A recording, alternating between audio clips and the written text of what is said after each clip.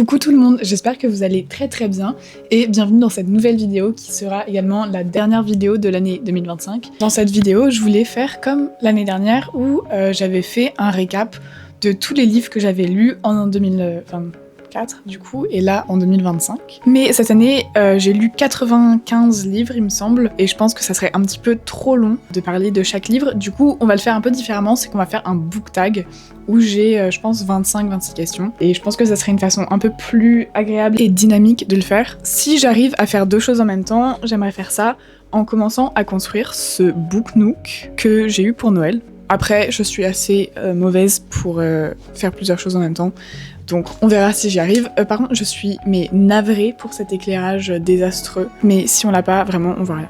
Bref, avant de commencer les prompts en détail, je me disais qu'on pouvait voir les statistiques de cette année, du coup j'y accède grâce à Fable. Ils ont fait un petit reel qui récap toutes les lectures de l'année, et du coup, on peut commencer. Déjà, c'est trop mignon, j'adore. J'ai lu 96 livres cette année. Après, je tiens à dire qu'il me semble qu'il y en a 3 ou 4 qui étaient des DNF pour moi, mais je compte en DNF seulement si j'ai lu vraiment, en gros, au moins 80 à 100 pages, parce que je considère que c'était un effort et un investissement de temps. J'avais mis 55 livres en objectif et je suis assez contente parce que je trouve que ça me mettait pas la pression et finalement j'ai réussi à bien l'excéder, donc cool. J'ai lu 251 jours. Je pense que c'est faux, je pense que j'ai lu plus mais que j'ai oublié le log. En moyenne, je finis un livre tous les 4 jours. J'ai eu 51 jours de Strix qui est encore en cours. Je lis. Alors ça, je suis pas trop d'accord parce qu'ils mettent romance, mais ils comptent assez mal. Par exemple, j'ai lu beaucoup de fiction avec de la romance, ils le comptent comme romance, ou de la fantasy qui compte en romance. Donc maintenant qu'on a fait ce petit récap, on va pouvoir passer au sujet de la vidéo, c'est-à-dire le book tag. Alors, j'ai fait la petite liste déjà sur mon ordinateur pour ne pas bégayer. Ok, j'espère qu'on n'entendra pas trop les mouvements du pull. Pour le Book Nook, j'ai eu la librairie des hiboux. Je l'ai eu chez Gibert, mais je sais qu'ils la vendent à plein d'endroits différents. Et ça a l'air tellement mignon. Et il y a de l'électricité dedans. Attendez, je fais un petit unboxing quand même. Oh, c'est tellement mignon. Il y a un petit genre sac à dos avec toute l'électricité.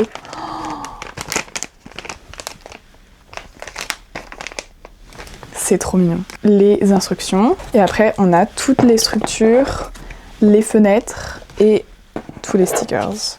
Je pense que les stickers et les fenêtres ça va être pour la fin, donc on peut commencer par ouvrir ça.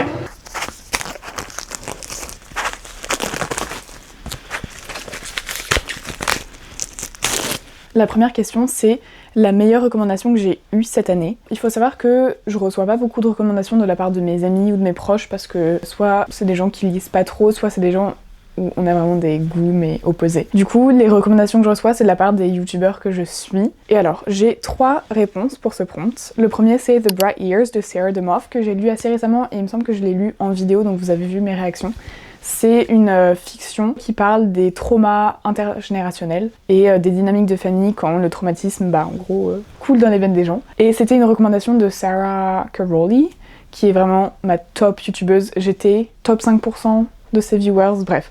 J'adore, elle a toujours des recommandations incroyables. Je sais qu'on a des goûts super similaires et j'ai adoré ce livre, c'était trop bien. En deuxième, j'ai Wild Dark Shore, dont j'ai parlé 40 000 fois. C'est un thriller, un peu fiction, qui se passe sur une île très reculée où il y a seulement une famille qui habite et quelqu'un s'échoue sur la plage et on ne sait pas trop comment la personne est arrivée là. C'était une recommandation que j'ai eue de Hailey Pham.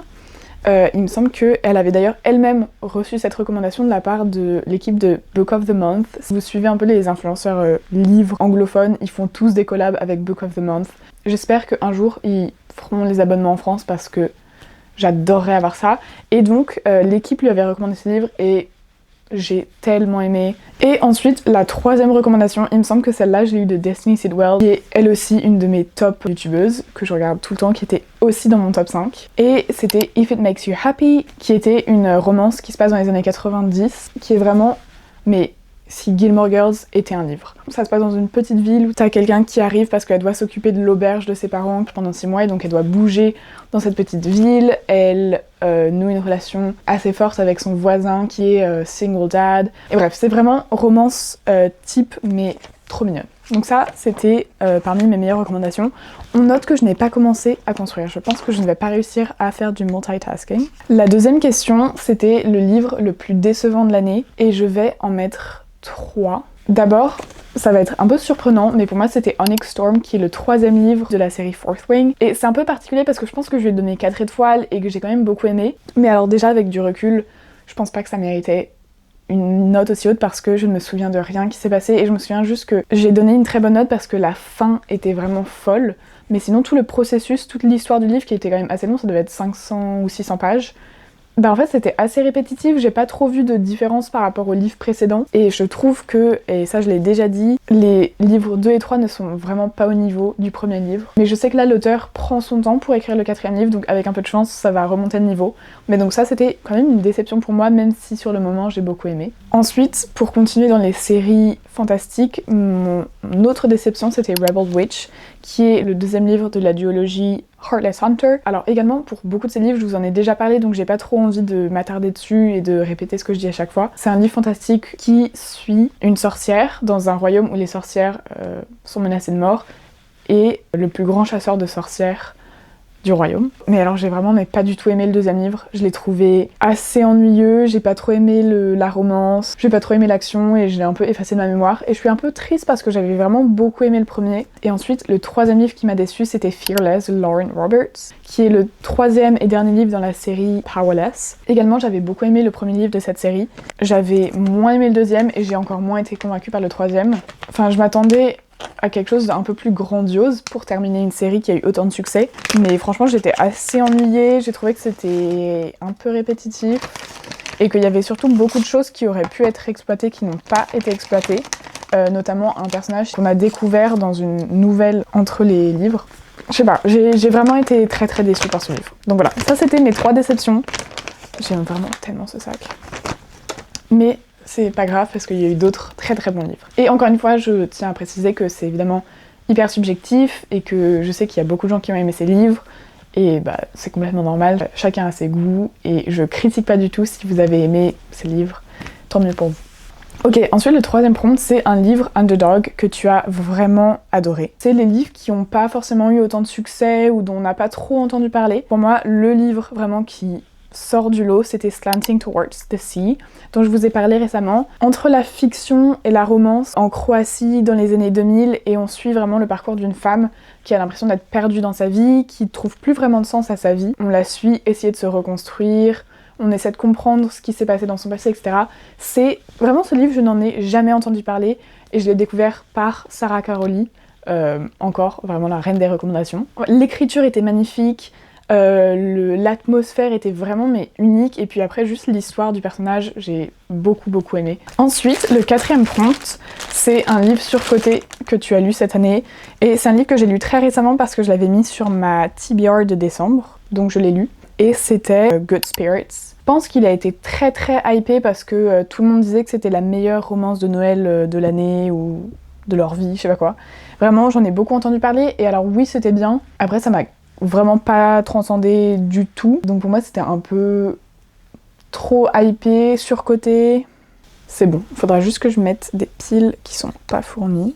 Ok, donc le prochain prompt c'était un livre qui m'a beaucoup surprise. Alors en premier, je vais mettre A Midsummer Night's Dream de Shakespeare, parce que comme je vous l'ai dit, j'ai pris un cours sur Shakespeare au premier semestre, qui a été mon dernier semestre à McGill d'ailleurs. Je m'attendais quand même à pas du tout aimer tout ce qu'on allait lire juste parce que c'était dans un contexte scolaire et que j'ai vraiment une histoire où je n'aime pas les livres qu'on lit en cours, vraiment ça m'en dégoûte. Et surtout, étant donné que c'était du théâtre, que c'était orienté sur Shakespeare et que je suis pas forcément quelqu'un qui est très à l'aise avec les classiques, je m'attendais à vraiment ne pas aimer du tout ce cours et avoir des très mauvaises notes. Finalement, j'ai été super surprise parce qu'on faisait du coup la première partie de l'œuvre de Shakespeare, donc ses premières pièces, ses premières tragédies, etc. J'ai été trop surprise parce qu'en fait, j'ai beaucoup apprécié tout ce qu'on a lu, et en fait j'ai trouvé que le fait de l'étudier en cours, et toutes les semaines on avait des conférences où on était en petits groupes et on pouvait vraiment soit étudier une scène en particulier, soit étudier l'œuvre, mais sous un angle très unique. Ça m'a fait vraiment beaucoup aimer ce qu'on a étudié. L'œuvre que j'ai vraiment préférée, c'était Midsummer Night Dream. Moi, je l'avais jamais lu et franchement, j'ai trop aimé l'ambiance, l'histoire, le comique, l'écriture, j'ai trop aimé. Je mets Midsummer Night Dream, mais probablement toute la biographie de Shakespeare était une surprise pour moi cette année. Ensuite, on a ton ou tes couples préférés de l'année. Du coup, j'en ai 2, mais le problème c'est que je ne me souviens pas de leur nom, je ne me souviens que de leur histoire. Et c'était les personnages de Funny Story, donc il me semble que c'est Daphné et un homme. Une petite romance vraiment trop mignonne, un peu farfelue, et qui parle quand même de sujets un petit peu plus profonds. Et vraiment, le couple avait une dynamique mais incroyable. J'ai trop aimé, ils étaient trop mignons. Et ensuite, c'était le couple de Promise Me Sunshine. Je suis pas sûre d'avoir autant parlé de ce livre parce que je l'ai lu pendant les vacances. Il commence par parler du deuil. Il rencontre par hasard cet homme qui va l'aider vraiment à reprendre goût à la vie, à faire son deuil sans oublier la personne. Je sais pas, j'ai beaucoup aimé leur dynamique, j'ai beaucoup aimé les 2 personnages, j'ai trouvé qu'ils étaient très bien écrits, ils étaient vraiment très mignons, donc j'ai adoré ce couple. C'est 14. Prochaine question, mon personnage principal préféré de l'année. Alors là, j'en ai également mis 2. Haymitch, de Sunrise on the Reaping, donc de l'univers Hunger Games. J'ai juste adoré ce personnage, j'ai adoré le découvrir sous un nouvel angle. Évidemment, avoir un livre qui se concentre sur lui et qui vraiment explore sa psychologie, pourquoi il est devenu qui il est, et ça expliquait tellement d'éléments des livres Hunger Games. Vraiment, j'ai trop aimé et je pense à ce livre trop souvent, et à Haymitch extrêmement souvent également. Un autre personnage que j'ai beaucoup aimé, et je l'ai découvert très récemment, c'est Bryce Quinlan. Je viens de faire une crise cardiaque là. C'est Bryce Quinlan, The House of Earth and Blood, donc Crescent City de Sarah J. Maas. Elle était hyper badass comme personnage. Elle s'effaçait pas devant les autres personnages. Pour moi, elle faisait des bons choix. Et puis elle a une histoire qui est assez traumatisante. Si vous n'avez pas lu cette série, je viens de la commencer et je suis vraiment in love. Je m'attendais pas du tout à autant l'aimer. En plus, elle est trop belle, en tout cas comment je l'imagine dans ma tête et comment je la vois sur TikTok et sur Pinterest. Elle est magnifique. Je suis désolée, je suis en train de me concentrer, du coup je n'arrive plus à parler de la même façon. Nouvelle question, nouvel auteur préféré découvert cette année. Je n'ai pas besoin de le redire, mais je vais quand même le redire, Fredrik Backman. Je crois que j'ai lu 6 de ses livres cette année. J'ai lu toute la série Beartown, Anxious People, My Friends, My Grandmother Sends Her Apologies and Regards, mais ça j'ai pas trop aimé. And Every Morning the Way Home Gets Longer and Longer, et je pense en avoir lu un autre. Déjà la façon dont il écrit, ça fait quelque chose dans mon cerveau qui est tellement agréable parce que c'est des phrases qui sont très courtes mais très bien écrites. Il arrive toujours à mettre les mots sur des émotions que je pense on a tous ressenties à un moment dans notre vie. Il les explique, mais de manière vraiment magnifique. J'attends avec impatience qu'il en sorte des nouveaux. Un ou une auteure qui n'a pas fonctionné cette année pour moi, Ali Hazelwood, ce qui était un peu surprenant parce que j'avais beaucoup aimé certains de ses livres comme The Love Hypothesis ou Love Theoretically, mais j'ai lu 2 de ses livres cette année, j'ai lu Deep End et Problematic Summer Romance, et j'ai vraiment pas réussi à accrocher. J'étais souvent un peu ennuyée, frustrée par l'histoire. Mais par contre, je m'empêche pas de lire d'autres de ses livres. Même, je sais qu'elle a fait des romances un peu paranormales, peut-être essayer ça, voir si c'est un genre dans lequel elle me plaît plus ou quelque chose. Le livre le plus heureux que j'ai lu cette année. J'ai eu beaucoup de mal à trouver une réponse pour ça parce que j'ai l'impression d'avoir lu aucun livre qui est vraiment genre super heureux, ou dans les livres super heureux, un qui m'a beaucoup plu. Du coup, j'ai juste décidé de mettre toute la série Windy City. J'ai trop aimé la façon dont tous les livres et tous les personnages étaient liés. J'arrive vraiment pas à faire 2 choses en même temps. Je pense parmi les meilleures romances que j'ai lues cette année, et le fait que ça soit une série et un univers, c'était trop bien, et vraiment ils étaient juste genre... C'était très feel good. Le livre le plus triste que j'ai lu cette année, j'en ai mis 2, j'ai mis Firefly Lane, et je le mets dans les plus tristes parce que c'était tellement triste que j'ai pleuré pendant 30 minutes à la fin. Et en deuxième, j'ai mis The Winners de Fredrik Backman. C'était le dernier livre dans la série Beartown, et non seulement la fin était absolument atroce et m'a fendu le cœur, même si j'ai pas pleuré physiquement, si je crois que j'ai lâché quelques larmes, mais j'ai pas autant pleuré que pour Firefly Lane. Mais j'ai aussi le fait que c'était la fin d'une série que j'ai tellement aimée, l'a rendu encore plus triste. Ça, c'est mes 2 réponses. Ensuite, le livre le plus frustrant que j'ai lu cette année, je viens d'en parler, mais c'était Problematic Summer Romance de Ali Hazelwood. J'étais extrêmement frustrée parce que pour moi, les discussions n'avaient aucun sens, parce que En gros, c'est une romance avec un age gap de peut-être une dizaine d'années. Et tous les arguments que le gars avait pour ne pas se mettre en couple, c'était « Non mais je suis beaucoup plus vieux que toi. Pourquoi tu continues la romance si c'est ça ton seul argument ? Là, le seul obstacle, ce n'est pas un vrai obstacle. » Bref, ça m'a vraiment beaucoup frustrée. J'étais assez en colère en le lisant. Ensuite, le livre auquel je n'ai pas arrêté de penser, j'en ai mis 2. Encore une fois, Frédéric Backman fait une apparition parce que j'ai mis Anxious People dans ce lot. Une des raisons pour lesquelles j'ai pas arrêté d'en entendre reparler, c'est aussi parce que c'est un livre qui est très populaire, qui est très apprécié, donc je le vois souvent sur les réseaux sociaux. Mais juste, j'ai beaucoup aimé l'histoire. C'est un livre que je recommande à beaucoup de gens. Je l'ai recommandé à mon père parce que je sais qu'il est sorti en français. Et juste, pour moi, c'est des histoires qui sont tellement originales, tellement bien écrites, et la psychologie des personnages est vraiment tellement unique et tellement bien travaillée. J'y pense très souvent. Et un autre livre que j'ai lu plus récemment, auquel je pense vraiment beaucoup, c'est The Elements de John Boyne. Donc c'était 4 nouvelles qui ont été réunies en un seul livre. C'est un livre qui est hyper dur parce qu'en fait ça parle d'une agression sexuelle, mais chaque nouvelle est le point de vue d'une personne qui a été différemment affectée par cette agression sexuelle.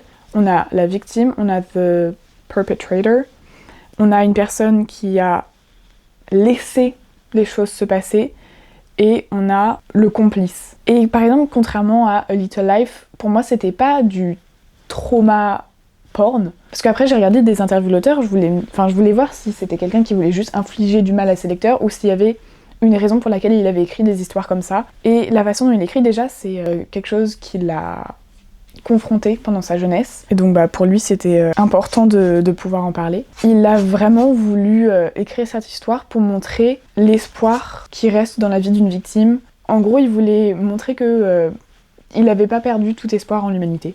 Si vous êtes intéressé, regardez ses interviews, il le dit beaucoup mieux que moi.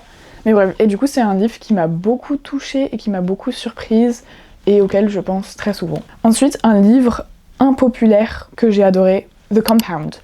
J'en ai parlé récemment. The Compound, c'est une fiction, un drame, je sais pas trop dans quelle catégorie le mettre, dans lequel on suit littéralement Love Island, mais en version un petit peu plus dystopique. On a des personnages qui sont enfermés dans une maison, ils participent à une télé-réalité, sauf qu'ils doivent faire des choses de plus en plus inhumaines et de plus en plus surprenantes pour pouvoir gagner l'émission. Et donc la note moyenne sur Goodreads est pas si bonne que ça doit être un 3, quelque chose. Et moi, mais j'ai trop aimé. Alors je suis d'accord qu'il y avait des petits...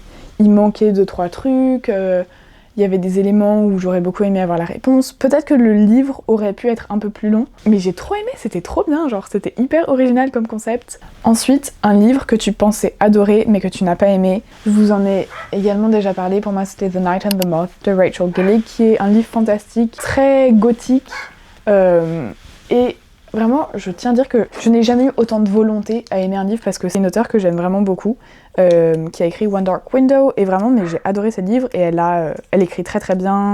Et du coup, j'avais vraiment hâte de lire ce livre. Et juste, il a pas hit pour moi, j'étais un peu ennuyée. Et vraiment, je continue à lire parce que je voulais aimer, je voulais absolument découvrir son histoire parce que pour moi, l'idée était très bien faite, mais juste, j'ai pas réussi à accrocher. Plein de gens qui l'ont aimé.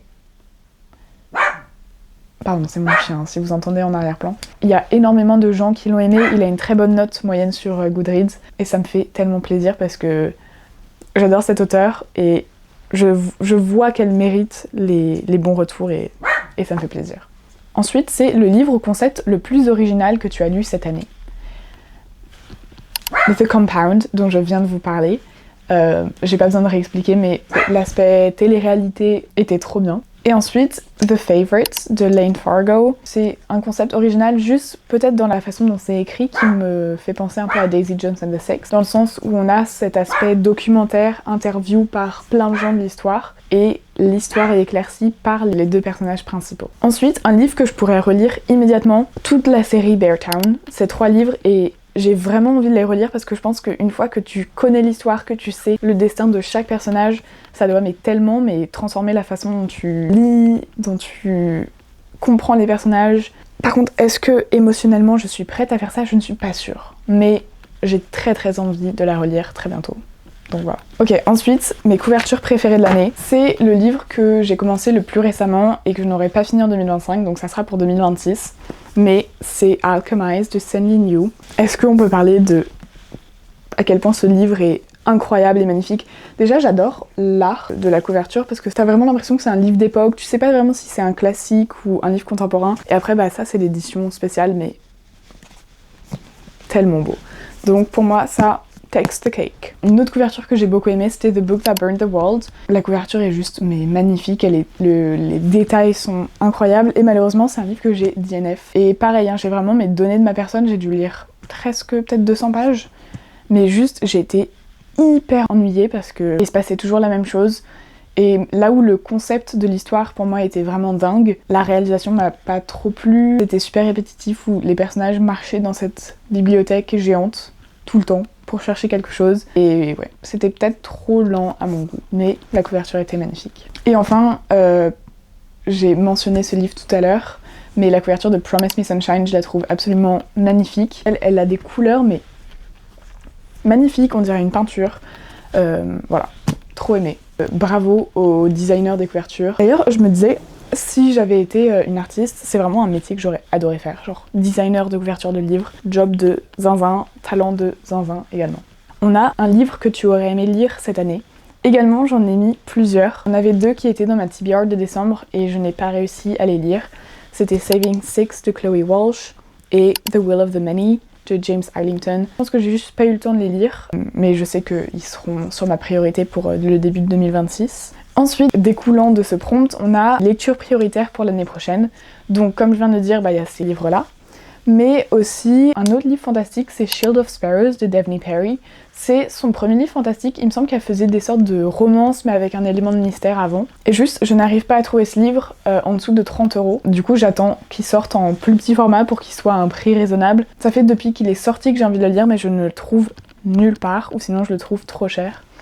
Mais voilà, c'est très random, mais j'ai vraiment trop envie de le lire, parce que il me semble qu'il y a des monstres qui sont hyper originaux. En fait, j'ai vu un TikTok, c'était genre 3 recommandations de livres fantastiques que vous devez absolument lire, et la façon, je pense, dont la personne parlait du livre m'a trop donné envie de le lire. Donc bon, j'espère le lire en 2026. Ensuite, on a mes sorties les plus attendues de l'année prochaine. On a le 2e tome de Arcana Academy. Je ne sais même pas s'il sort l'année prochaine, mais c'est un livre fantastique que j'ai lu assez récemment également, dans lequel, en gros, le système de magie est basé sur des cartes de tarot. Et en fait, on a des gens qui sont sélectionnés par le royaume pour créer ces cartes de tarot, qui seront ensuite vendues d'une manière contrôlée. Donc chaque carte apporte un pouvoir différent. Et notre personnage principal a vraiment un talent où elle arrive à dessiner des cartes très facilement. Elle arrive à dessiner des cartes qui sont très dures à recopier. Elle est emprisonnée pour, en gros, trafic de cartes de tarot.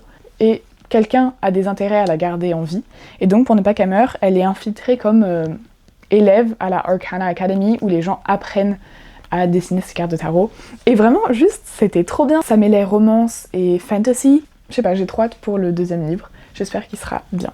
Et ensuite, on a The Burning Side, qui est le 2e livre de Sarah DeMoff, donc qui a écrit The Bright Years. Elle a beaucoup de talent et que je pense que c'est un livre qui aura beaucoup de potentiel et que je suis susceptible de beaucoup aimer aussi. Arrive aux 2 dernières questions qui sont un peu plus générales. Déjà, quel est mon objectif de livre pour l'année prochaine? Je pense que cette année, j'avais mis 50 ou 55, je sais plus, mais l'année prochaine, j'ai envie de rester là. Donc je vais mettre 55 livres, juste parce que si j'arrive à lire 55 livres, c'est déjà hyper bien et c'est énorme. Mais ça me permet de pas avoir la pression et d'avoir la satisfaction à la fin de l'année si j'arrive à dépasser ce goal. Et la dernière question, c'est ce que je veux prioriser dans mes lectures l'année prochaine. J'ai plusieurs petites choses un peu random. Déjà, je veux juste continuer à ne pas me mettre de pression et à savoir que la lecture, c'est pas une course et que c'est un loisir, c'est un hobby. Et que, waouh, j'ai plus de batterie, je suis désolée, on doit changer d'angle pour la dernière partie de cette vidéo. Donc en premier, je vous ai dit, c'était de ne pas avoir de pression, mais réussir à atteindre mon objectif, parce que si j'arrive à lire 55 livres dans l'année, je considère que c'est parce que c'est du bon temps que j'ai investi, c'est probablement du temps que j'ai pas perdu sur les réseaux sociaux, ou à regarder des séries, ou je sais pas quoi. Donc, ne pas mettre de pression, mais atteindre mon objectif. Donc lié à ça, c'est passer moins de temps sur mon téléphone et plus de temps à lire. Ensuite, c'est de lire plus souvent sur ma Kobo, juste parce que ça me permet de faire des économies assez importantes. Et puis même écologiquement, je pense que c'est... Je sais pas si c'est mieux en fait. Je pense que c'est mieux. Je vais me renseigner, mais je pense que écologiquement, c'est bien. Ensuite, un gros objectif que j'ai, c'est d'avoir un meilleur système de notation, de pas avoir à mettre des 4,25 ou des 3,75. Mais en fait, j'arrive pas à avoir un système de notation consistant, et donc peut-être réussir à me dire, bon bah 3 étoiles c'est ça, 3,5 c'est ça, 4 et 5 c'est ça, et juste pouvoir donner des notes qui sont plus justes, et même moi, j'ai réussi à m'organiser. Et quelque chose qui est un petit peu lié à ça, c'est que j'ai envie d'avoir un carnet de lecture physique, parce qu'aujourd'hui j'ai une trace de mes lectures et de mes notes sur mon téléphone, donc sur Goodreads et sur Fable, mais j'aimerais bien avoir juste un carnet physique, une trace physique de ce que j'ai lu, et comme ça, je pense que ça me permettrait aussi de réussir à passer plus de temps à penser un livre, si je veux écrire certaines de mes pensées, et puis après ça s'associe à du temps passé un peu plus créatif. Et enfin, mon dernier objectif en lien avec la lecture, c'est de ne pas avoir honte des choses que je lis. Parce que je sais que parfois, si je suis en train de lire une romance, je vais avoir envie de pas le dire, ou juste de transformer un petit peu, de dire « Oui, alors c'est une fiction, mais il y a un peu de romance et tout ». En fait, il n'y a pas de honte. Enfin, c'est très bien de lire de la romance. Je sais qu'il y a beaucoup d'effets positifs associés avec ça. C'est que ça améliore l'empathie, que ça aide à comprendre les émotions des gens. Enfin, il n'y a aucune honte, c'est trop bien. Et pourquoi j'aurais honte alors que je lis probablement 25 fois plus de livres que la personne à qui je suis en train de parler, qui lit probablement un livre par an et qui passe le reste de son temps sur les réseaux sociaux. Donc vraiment, ça c'est quelque chose qui est hyper important pour moi, c'est que je veux plus avoir... Je sais pas si c'est de la honte, mais de plus avoir de gêne à dire ce que je dis. Tout est bien, tous les genres sont permis, les mystères c'est trop bien, la fiction c'est trop bien, des romans graphiques, des mangas, je sais pas, tout est bien.